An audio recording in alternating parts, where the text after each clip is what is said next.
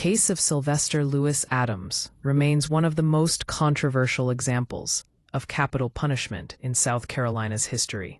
Born in 1956, Adams was executed by lethal injection on August 18, 1995, for the 1979 murder of his 16-year-old neighbor, Brian Chambers. His execution was especially notable because he became the first person in South Carolina to be executed by lethal injection rather than the electric chair. The case continues to raise questions about mental health, fairness and legal representation, and the application of the death penalty. The crime occurred on October 17, 1979, when Adams broke into the Chambers home in York County, South Carolina. He used a tire tool to force entry, intending to rob the family. After finding nothing of value, Adams decided to wait for Brian to return home from school. When Brian arrived, Adams subdued him by gagging his mouth with a sock and a strip of tablecloth, then tied his feet with cord taken from the home's blinds. He dragged the teenager into nearby woods and strangled him by twisting the cloth around his neck with a stick in the fashion of a tourniquet. Brian also sustained a head wound consistent with a missing butcher knife.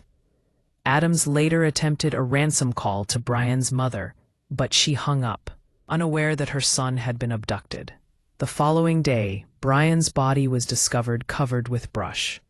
Adams was arrested the next day and charged with murder, kidnapping, and housebreaking.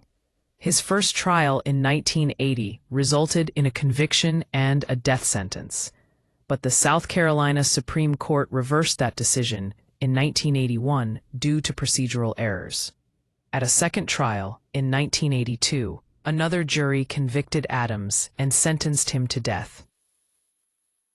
His conviction was upheld on appeal in 1983, and Adams spent the next decade pursuing post-conviction relief and federal habeas corpus petitions, all of which were denied. In Adams v. Aiken, 1992, the United States Court of Appeals for the Fourth Circuit affirmed the denial of habeas relief, finding that his trial had been fairly conducted. One of the most controversial aspects of the case was the omission of critical mitigating evidence during Adams's trial. His defense attorneys failed to inform the jury that Adams was mildly retarded and suffered from mental illness that could cause sudden violent rages. At least one juror later stated that had she known of his intellectual disability, she would not have voted for a death sentence.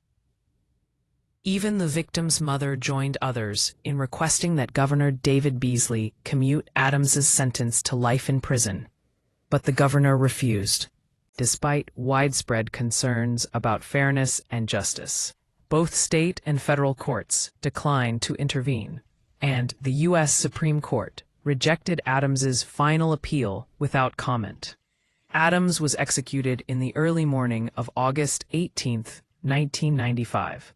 Strapped to the gurney, he sang a hymn, declaring, "Jesus, your baby is coming home."